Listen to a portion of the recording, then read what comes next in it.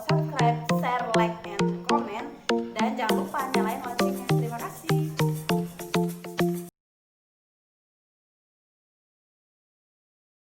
Menurut saya, pergaulan bebas itu tidak baik karena tidak ada larangan dalam melakukan aktivitas, dan hal tersebut akan menjerumuskan anak ke dalam hal negatif. Apa sih mereka sudah terjerumus ke pergaulan bebas tersebut?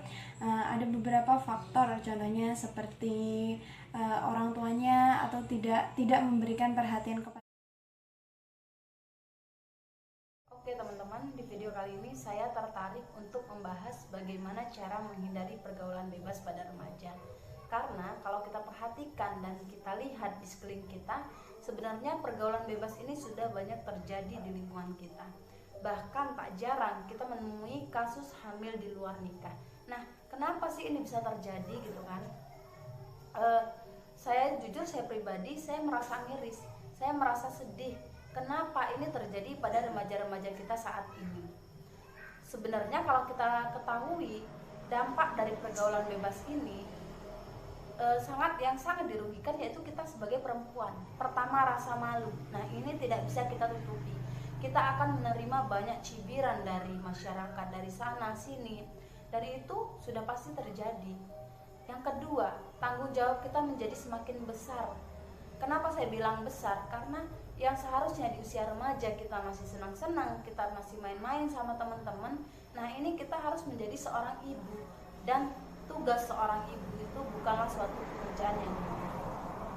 Sebelum kita lebih lanjut membahas bagaimana cara menghindari pergaulan bebas ini, maka saya sedikit akan menyinggung tentang apa saja sih faktor pendorong, apa saja sih faktor yang menyebabkan seorang remaja sampai terjerumus kepada pergaulan bebas. Nah, faktor yang pertama yaitu kurangnya pengawasan dari keluarga.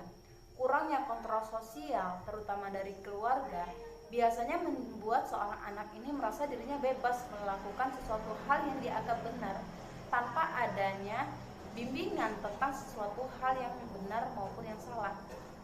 Kurangnya perhatian dari rumah biasanya seringkali membuat seorang anak itu mencari berbagai cara untuk membahagiakan dirinya dengan cara yang salah. Faktor yang kedua yaitu lingkungan yang kurang baik. Apabila seorang anak tidak mendapatkan contoh yang baik dalam kesehariannya atau tinggal di lingkungan yang kurang baik, maka dia tidak akan tahu bagaimana caranya bergaul sesuai dengan norma dan aturan yang berlaku di masyarakat. Faktor yang ketiga yaitu teman yang kurang baik atau salah memilih teman. Teman yang kita miliki itu bisa memberikan dampak negatif bagi kita, bisa memberikan pengaruh negatif terhadap kita. Apabila kita salah dalam memilih teman, kita gagal mendapatkan teman yang baik, maka bisa jadi kita terjerumus kepada pergaulan bebas. Nah, pengaruh yang keempat atau faktor yang keempat yaitu internet. Nah, internet ini pengaruhnya sangat besar sekali. Kenapa saya bilang besar? Karena internet ini seseorang bebas mengakses berbagai hal. Salah satunya termasuk ke dalamnya yaitu tentang konten-konten yang berbau seks. Nah, ini bisa diakses oleh semua kalangan, baik dari yang tua maupun yang muda. Mungkin itu tadi beberapa faktor pendorong terjadinya pergaulan bebas. Kemudian selanjutnya bagaimana cara kita menghindari pergaulan bebas? Cara yang pertama yaitu dengan memperkuat pendidikan agama. Anak yang dibekali pendidikan agama sejak dini biasanya dia tidak akan mudah terjerumus kepada pergaulan bebas, karena ia tahu dan bisa membedakan mana yang benar dan mana yang salah. Kemudian cara yang kedua yaitu dengan memilih teman. Seperti yang sudah kita bahas sebelumnya, bahwasanya teman juga menjadi faktor pendorong terjadinya pergaulan bebas. Karena itu pentingnya kita memilih teman yang dapat memberikan pengaruh yang positif terhadap diri kita. Kemudian cara yang ketiga yaitu dengan mempererat hubungan antara orang tua dan anak.